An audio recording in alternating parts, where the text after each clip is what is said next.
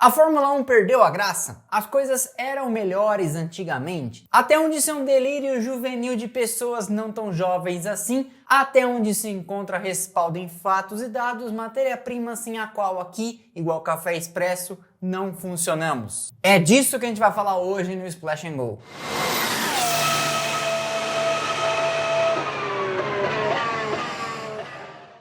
Não, você não tá tendo uma pane da memória nem déjà vu ou déjà vu? Sim, eu já fiz esse vídeo antes, mas ele data de 4 de outubro de 2021, então como algumas coisas aqui mudaram e eu já fiz algumas regravações de vídeos antigos para deixar eles melhores e mais dinâmicos, vamos falar de novo desse assunto que é tido por alguns como uma masterpiece desse canal, o que eu humildemente agradeço. Eu resolvi te municiar de informações e argumentos para você não ter que ficar ouvindo quieto enquanto tá separando a uva passa do arroz na ceia de Natal, beleza? Então, a Fórmula 1 ficou chata. A história já é bem conhecida e vivenciada por todos de alguma forma. Se você não ouviu, você é um dos que falou isso. A Fórmula 1 antigamente era muito melhor, com pilotos melhores, que tinham mais talento, as corridas eram mais disputadas e não havia essa choradeira em relação à segurança. Hoje em dia o dinheiro que manda em tudo, não há espetáculo e só quem tem bons carros chega na frente. Esse conjunto de afirmações somadas coloca a gente diante de uma fotografia. Por exclusão, num passado difuso, já que ninguém dá datas precisas e só cruza na área para ver se acerta de alguma forma, para usar uma metáfora futebolística,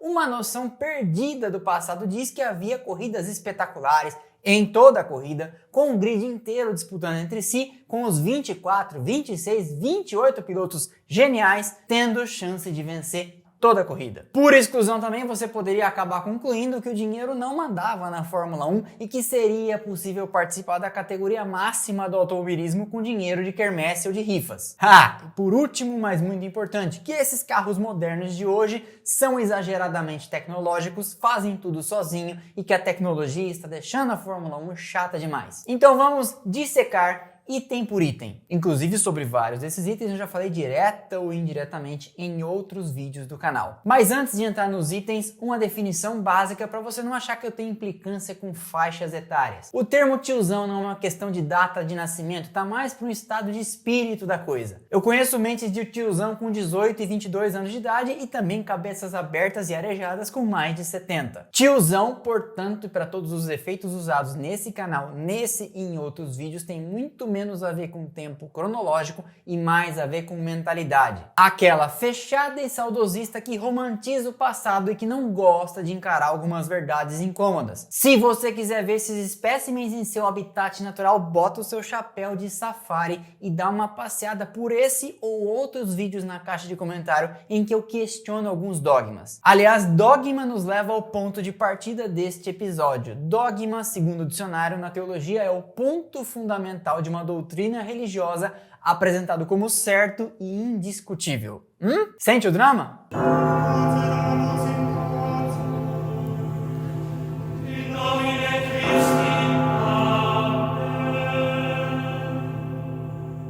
A desonestidade intelectual de quem sustenta esse tipo de coisa começa por não dar datas e indicar corridas. Quais corridas eram essas? E aí quando não faz, gera uma noção de que era o tempo todo, que eram todas. Mas se a gente for olhar detidamente, década a década, corrida a corrida, e eu vou indicar a fonte aqui embaixo, que eu gosto muito de consultar, e olhar corridas aleatórias por décadas, inclusive eu não vou repetir as que eu fiz no episódio inicial, você vai perceber algumas coisas que no mínimo balançam esse dogma. Se você for olhar, você vai ver uma lista enorme de provas vencidas por largas vantagens. Quando eu falo largas vantagens, mais de 30 segundos entre o primeiro e o segundo, e às vezes 30 segundos também do segundo pro terceiro, do terceiro pro quarto, do quarto pro quinto. Isso quando eles não cruzavam cada um numa volta. Eu inicialmente me propus a analisar 10 corridas por década aleatoriamente, mas quando eu estava escrevendo o roteiro eu comecei a perceber que isso seria infernal de maçante. Então vamos olhando as que der. Mas não tô fugindo do embate, vai olhar você mesmo os resultados e você vai perceber que nas décadas de 50, 60, 70 e 80 até, muitas corridas eram vencidas, como eu falei, por largas margens de mais de 30 segundos do primeiro pro segundo e intervalos parecidos depois do segundo pro terceiro, do terceiro pro quarto, do quarto pro quinto. Rodei o peão e fui no Grande Prêmio da França de 1951. Luigi Fagioli e Juan Manuel Fangio, dividindo o carro, cruzaram a linha de chegada em primeiro. Dividindo o carro. Como é que é?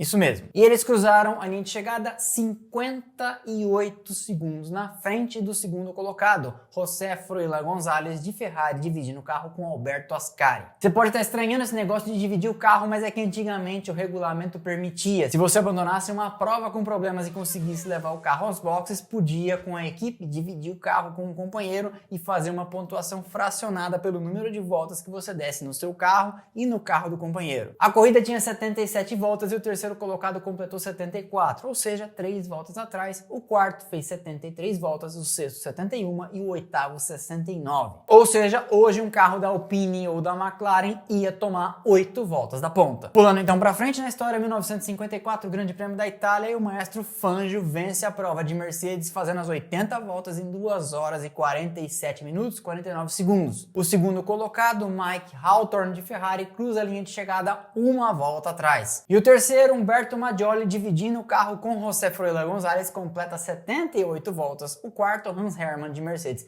77, e depois o quinto 75 e o oitavo 74 e o décimo 71. Ou seja, quem marcaria um pontinho hoje no final da zona de pontos estaria 9 voltas atrás do ponteiro. Mônaco 1956 vê Stirling Moss de Maserati cruzar a linha de chegada 6 segundos na frente de Peter Collins de Ferrari. Olha lá uma corrida animada. Mais de 100 voltas, o terceiro colocado completou 99, o quarto 94, o quinto 90 e o sexto 88 e por aí vai. Só 2 carros na chegada na mesma volta. E claro, um campo de batalha dizimado de carros abandonando a corrida. Em 58, na Argentina, Stirling Moss vence de Cooper, a primeira vitória de um carro com motor não dianteiro da história da Fórmula 1, completando 80 voltas em 2 horas, 19 minutos e 33 segundos, seguido pela Ferrari de Luigi Musso, 2,7 segundos atrás, Mike Hawthorne 12,7 e Fangio 53 segundos. Lá o ADM se afogando na própria história. Então, Sherlock, só se você achar 4 carros na mesma volta algum sinal de equilíbrio. E tem mais uma coisa. O quinto tomou 2, o sexto tomou 3, o sétimo levou 4 voltas. Além do que, essa é uma corrida especial citada por muitos porque o Moss foi o único a não trocar pneus. E sim, ela é uma das grandes corridas de equilíbrio da história. Mas eu já vou falar disso. No Grande Prêmio da Inglaterra de 59, disputado em Entry e não em Silverstone, Jack Brabham vence com a Cooper, com o Moss em segundo e Bruce McLaren em terceiro. O vencedor Brabham completa a corrida em 2 horas, 30 minutos e 11 segundos, seguido 22 segundos atrás por Stirling Moss e Bruce McLaren atrás dele por uma pequena vantagem. 3 carros na mesma volta, outros 4, um atrás, e do sétimo para trás 2 e depois do oitavo 4. Ainda em 59, vamos repetir o ano aqui, Stirling Moss de Cooper vence em Portugal no circuito de Monsanto com 2 horas, 11 minutos e 55 segundos, seguido por Mustang Gregory, uma volta atrás, e Dan Gurney em terceiro também. Depois o quarto 2, o quinto 3 e por aí você pode ter uma ideia. Notou um padrão já? Corridas com uma imensa taxa de mortalidade dos carros, o líder muito na frente, excesso raras exceções e grandes intervalos entre os carros, quando não, voltas atrás. E também apenas 3 carros vencendo na maioria das corridas. Essas 3 equipes podem até mudar ao longo do tempo, mas via de regra são sempre 3. Nos anos 60 não foi muito diferente. Aliás, não foi muito diferente, é uma forma de enriquecer o texto e não deixar monótono, porque foi igual. No Grande Prêmio da França de 62, Dan Gurney vence de Porsche. Sim, a Porsche já teve equipe própria na Fórmula 1, completando 54 voltas em 2 horas e 7 minutos, e o segundo faz 53 voltas, o terceiro faz 52 e o quarto faz 51. Você imagina que legal que devia ser assistir uma corrida assim presencialmente ou pela TV se houvesse cobertura na época? Não tinha. Com o Sérgio Maurício, Reginaldo Leme, Mariana Becker, Max Wilson, o Giafone cobrindo a corrida e falam não, que agora o Rich Ginter tá em terceiro e vai tentar um undercut para ficar na mesma volta do segundo. Para, né? Em 64, na Alemanha, John Surtees de Ferrari vence a corrida no ano, inclusive, que seria campeão, cruzando na ponta as 15 voltas do imenso Nürburgring. E 4 carros cruzam a linha de chegada na mesma volta que o líder. Só que Nürburgring era uma volta de 21 km, então Graham Hill cruza 1 minuto e 15 atrás da ponta, seguido de Lorenzo Bandini 4 minutos e 52 atrás e o quarto 5 minutos e 23. Ou seja, não fosse um circuito gigantesco com 21 km, provavelmente cada um ia cruzar a linha de chegada numa volta diferente. E aí, continuo nessa, porque algumas mentes hermeticamente fechadas você só abre na marretada, mas o roteiro não pode ser escravo disso. Vamos pular pra frente 10 anos, 1974, glória, Emerson Fittipaldi bicampeão em cima da Ferrari de Clay Regazzoni. Qual corrida a gente escolhe? Já sei, Brasil. Emerson vence de McLaren, Regazzoni de Ferrari ao segundo, 13 segundos atrás.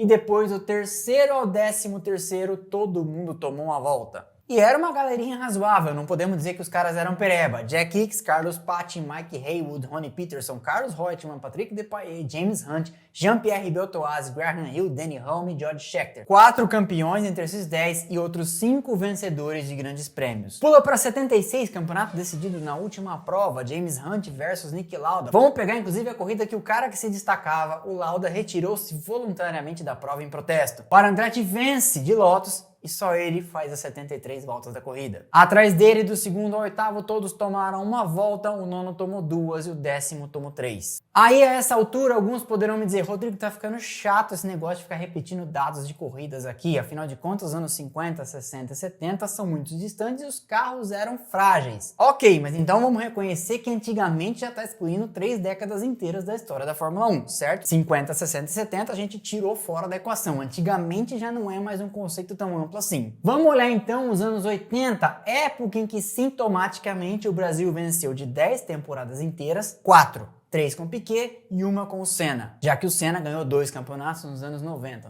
e 91. Mas vamos ignorar essa coincidência que uma época considerada anos dourados da Fórmula 1 também é, coincidentemente, uma em que o Brasil venceu 40% dos campeonatos. Sigamos na nossa caçada pelo equilíbrio perdido. 88 não dá para colocar na nossa análise, certo? O MP4-4, guiado por Senna e Prost, venceu 15 das 16 corridas e muitas das vezes colocava na classificação 1,5 segundo e às vezes até 3 segundos de vantagem para o adversário mais próximo. Vamos na temporada que é considerada por muitos, inclusive por mim, uma das mais disputadas e bacanas da história. Campeonato decidido na última prova em disputa entre 3 pilotos: Mansell, Piquet e Prost. Primeira corrida do ano, Rio de Janeiro, calor escaldante. Nelson Piquet de Williams vence com Ayrton Senna 34 segundos atrás. Terceiro, Jacques Laffite de Ligier, 59 segundos atrás da ponta. E quarto, René Arnoux com outra Ligier, 1 minuto e 29 atrás da ponta. Delícia, hein? Depois, Martin Brundle em quinto de Tyrrell, 1 volta atrás, e Berger de Benetton, 2 atrás da ponta e 1 atrás do Brundle. E aquele arraso, dos 25 que largaram, 9 viram a bandeirada. Tá meio esquisita essa época de ouro aí. Eu acho que eu já indiciei o meu ponto e eu não vou deixar o roteiro escravo de teimar com negacionistas. A Fórmula 1 tem atualmente, se eu não estiver enganado, 1.079 corridas disputadas. O ponto é, sabe aquelas corridas equilibradíssimas, eletrizantes que alguns sabem citar? Por exemplo,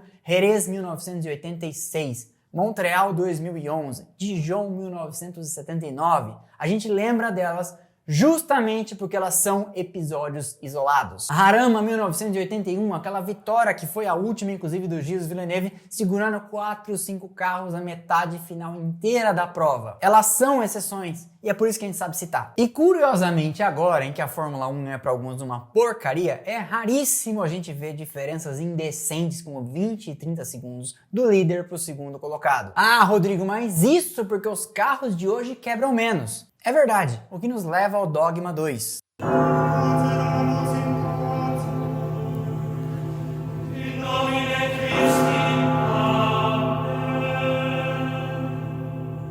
Eu já fiz aqui nesse ano, na verdade eu refiz um vídeo sobre as origens da Fórmula 1, mas o que vale dizer aqui é que a Fórmula 1 só faz sentido para quem gasta o que gasta com ela por 2 razões. Uma plataforma de marketing poderosa para veicular marcas e para desenvolver tecnologias. Em 1954, a Mercedes usava alumínio e essa era a tecnologia mais avançada à disposição. Era sinal de poder e avanço tecnológico exibir a cor prateada do alumínio na composição dos carros e os alemães então pararam de utilizar o branco, que era a cor regulamentar do seu país. Inclusive nesse vídeo que eu falo das origens da Fórmula 1, eu explico que antigamente cada país tinha uma cor. Então desconsidere a lenda urbana que diz que eles rasparam a pintura por causa do peso, beleza? Essa vai de brinde para a hora do peru com farofa, o pai garante. Aquele alumínio era a vanguarda da tecnologia de então, só utilizado na época na construção de aeronaves. Em 1960, e utilizando bastante alumínio, a Lotus inventa o monocoque, que integrado à caixa de câmbio era o que havia de mais moderno na construção de carros de corrida e não porque era vintage correr com charutinhos. A mesma coisa para o Ford Cosworth DFV de 1967 ou as mini saias da Lotus de 1978 ou o câmbio de borboletas da Ferrari de 1989 ou a suspensão ativa da Williams em 1992 ou o duto em F da McLaren de 2010, até chegar ao detestado motor híbrido de 2014. Tudo era avanço tecnológico. Nada foi feito para ser romântico e bonitinho. Era tudo o que havia de mais moderno à disposição. Ninguém vai para a pista e gasta milhões de dólares desenvolvendo um carro em segredo industrial numa fábrica para ter uma corrida disputada. Só o espectador que é isso. Inclusive, deixa eu te contar um segredo. No mundo ideal, uma equipe de Fórmula 1 venceria todas as corridas do ano só com 15 segundos de vantagem. Sabe por quê? Porque se ela colocar 3 voltas de vantagem, os adversários automaticamente vão começar a especular de alguma ilegalidade no carro. Mercedes em 2014 e a Brown em 2009 justamente tiveram que se debruçar sobre esse dilema. Não ganhar demais para não despertar suspeitas. Então é importante assimilar que a Fórmula 1 sempre foi lugar de avanço tecnológico e eu nem preciso dizer sobre as 1000 aplicações que esse avanço trouxe para os carros. E sobre o avanço tecnológico que existe lá e que existe nas nossas vidas, vamos fazer aqui uma analogia. Você pega o celular e manda um e-mail para alguém animado com a possibilidade do e-mail não chegar. Você chama o Uber e de repente ele não vem. E você vai achar lindo viver num mundo em que a tecnologia de vez em quando falha, afinal de contas é muito Nutella depender dela. E se você fosse no dentista e ele te oferecesse o material de última geração que faz o melhor serviço, ou um dos anos 80 não tão bom que ninguém mais quer, você usaria o dos anos 80 só porque é vintage? Não, não faria, porque você quer que a tecnologia solucione os problemas e entregue o que é esperado. Então é a mesma coisa, quando 10 equipes fazem carros de corrida, elas esperam justamente que eles não quebrem. Não adianta, você não vai usar o telefone fixo com um fio preso na parede porque é bacana. E a reboque da tecnologia, os pilotos que compõem o grid são em sua maioria até hoje o que há de melhor no mercado. E o piloto faz sim a diferença, é só você pegar os campeonatos em que um carro foi dominante e olhar o segundo piloto a bordo. Barrichello, por exemplo, não foi vice em todos os anos contra Michael Schumacher. Mark Webber não foi vice todas as vezes ao lado de Vettel. Berger não foi vice em 91 e 90 com Senna. Checo Pérez nesse ano perdeu o vice-campeonato para Leclerc. Muda tudo ao longo de décadas para não mudar nada. O piloto faz a diferença e o grande comparativo sempre vai ser com o companheiro de equipe.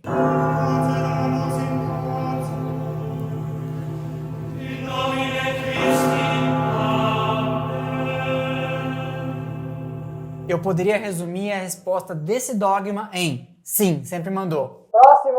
Mas ok, vamos falar disso. A Fórmula 1 nasceu rica, a Fórmula 1 nasceu aristocrática. Em 1950, no primeiro grande prêmio válido pelo campeonato da Fórmula 1 disputado em Silverstone, Sua Majestade o Rei George, avô do atual soberano do Reino Unido Charles, estava presente. Não era, portanto, um evento de bairro, não era, portanto, uma quermesse. A grana sempre mandou no automobilismo, sempre mandou na Fórmula 1, mundialmente, que é e sempre foi um esporte caro. Eu já comentei antes, inclusive no episódio já mencionado, sobre as origens da Fórmula 1, que no começo das corridas de grandes prêmios, antes mesmo do campeonato mundial existir, era normal o grid ser composto por marqueses, condes, barões, gente da alta aristocracia e membros das cortes europeias. Pelas mesmas razões que ninguém faz carros para quebrar, também ninguém faz carros para passar vergonha mundialmente. Então, de 1950 a 2019, a briga era basicamente para ver quem tinha o bolso mais fundo e estava disposto a gastar mais dinheiro contratando gêniozinhos para fazerem carros velozes e amassar a concorrência. E por que eu falei de 1950 a 2019? Bom, porque o teto de gastos é uma tentativa da Fórmula 1 e deu um baita trabalho convencer as equipes, especialmente as mais ricas, a aceitar limitar as despesas, de equalizar tudo, não fazendo que a disputa fosse apenas por quem tinha mais dinheiro e era mais irresponsável gastando. Mas isso ainda é um processo em marcha e a gente não sabe como isso vai acabar. Eu sou otimista, mas ainda não sabemos. E a Fórmula 1 é uma fotografia bem fiel do nosso mundo aqui fora. Quem tem mais grana não tá nem aí pro quão bacana seria se todo mundo tivesse a oportunidade de mostrar também o seu talento. É a hora dos ANCAPs e dos liberais defensores do sistema levantarem e saírem. Feliz Natal! Mas eu tô dizendo alguma mentira? Bate na porta do ou de outro bilionário e fala pra eles: pô, você tem 10 bilhões de reais na física, compra pra mim um apartamentozinho de 1 milhão, não vai te fazer diferença nenhuma. Com 10 bilhões você compra 10 mil apartamentos de 1 milhão. Não vai, né? Então não adianta achar que a Red Bull em 2022, ou a Mercedes em 2020, ou Lotus e Tyrrell em 1972 iam abrir mão de um tiquinho da sua performance só pra colocar um sorriso no seu rosto. Tá, Rodrigo, mas eu não estou convencido. Antigamente era possível ganhar sem ter o melhor carro, era mais distribuído. Certo, então vamos dar uma olhada porque isso nos leva a um ponto interessante.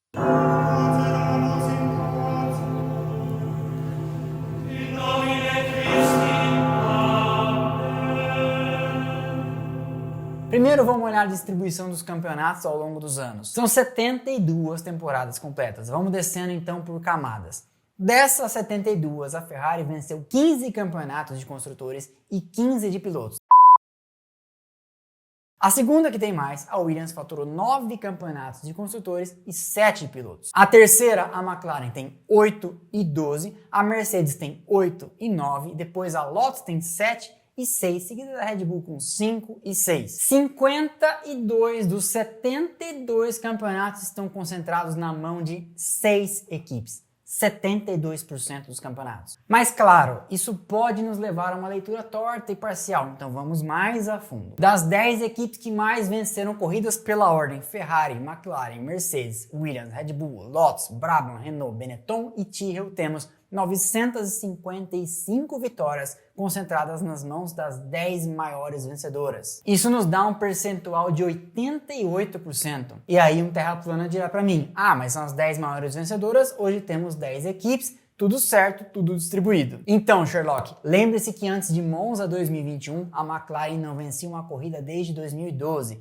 E a Williams a mesma coisa, não vence uma corrida desde a mesma temporada de 2012 com o Pastor Maldonado. Como é que é? A Haas nunca venceu, a Alpine ou Renault não leva uma desde 2013 com o Raikkonen e por aí vai. Dos anos 50 aos anos 2020, 3 equipes vencem em regra tudo e o resto cata as sobras. E não adianta usar exemplos de exceções, porque exceções são exceções. A AlphaTauri do Gasly venceu em 2020, mas foi um acidente de percurso. Assim como a Stewart venceu com o Johnny Herbert em 99. A Jordan aqui no Brasil em 2003, quando já estava prestes a falir. São sempre frestas na Matrix, uma corrida com safety car, uma chuva torrencial que permitem que essas coisas aconteçam. Faça o teste, como eu falei, olhe os dados, volta em 1991 e você vai ver, por exemplo, que McLaren e Williams venceram todas, menos aquela uma que o Piquet herdou na última volta do Mansell. Volta mais 10 anos, 1981, Williams, Ferrari, Renault e Brabham ganharam tudo. Volta mais 10, 1971, Tyrrell, Ferrari e BRM levaram todas. E a história seguirá se repetindo. Mas aí a essa altura o saudosista cercado apelará para: mas hoje em dia não morre mais ninguém. Bom, neném, mas se você liga a televisão esperando ver gente morrer e ansiando por isso, não assista a Fórmula 1.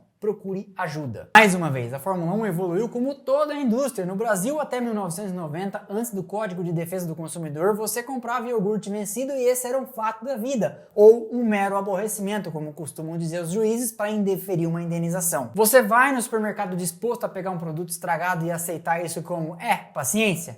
Não vai, né? Então, quem patrocina não está disposto a colocar dinheiro numa carnificina televisionada. E acredite, você sabe, isso já aconteceu algumas vezes. E eu, pelo menos com mais de 30 temporadas de Fórmula 1 vistas pela TV, infelizmente só pela TV, também não. Então se você espera ver gente morrendo, procure ajuda. Em resumo, as reclamações sobre vitórias nas mãos de poucos são antigas, você não está sendo nada original. As reclamações sobre carros muito avançados também. E o choro porque o dinheiro era muito importante existe em todos os setores da vida, não apenas na Fórmula 1, não apenas no esporte. Ah, Rodrigo, mas você gastou todo esse tempo da sua e da minha vida para defender a Fórmula 1? Não, chuchu, a questão é, eu tenho críticas bastante severas à Fórmula 1 e se você assiste meu canal já reparou que eu aponto elas, mas essas aí não são de hoje. 30 vezes por semana, possivelmente mais, eu vejo reclamações de que o grande problema da Fórmula 1 atual é a geração Drive to Survive, essa galera que não existia 10 anos atrás,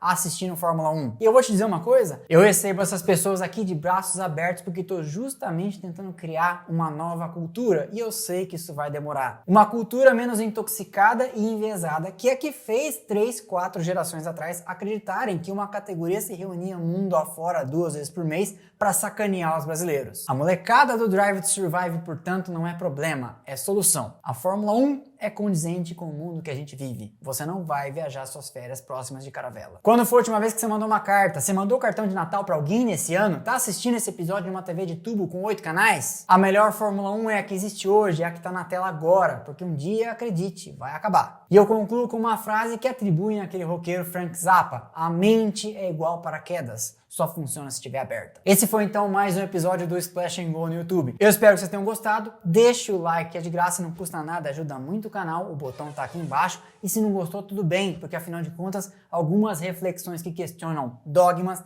às vezes incomodam. Mas com o tempo você vai entender que minha intenção é boa, de limpar esse imenso spam de ideias ridículas e de ficar repetindo só notícias aqui do que tá acontecendo. Afinal de contas, notícias você lê. Se você quiser contribuir pro projeto desse canal, de seguir tentando mudar a cultura de Fórmula 1 no Brasil, acho que essa é a missão desse canal. Vamos falar disso pelos próximos 50 anos. Clique no botão aderir ou seja membro, eles estão aqui embaixo e também no link da descrição. E pelos dois planos de R$ 7,99 e R$ 19,90 você adere ao canal, ajuda no nosso projeto e de quebra concorre a brindes, vê os vídeos em Premiere e etc. Tá tudo explicado lá. Beleza? Então é isso, pessoal. Valeu e um abraço.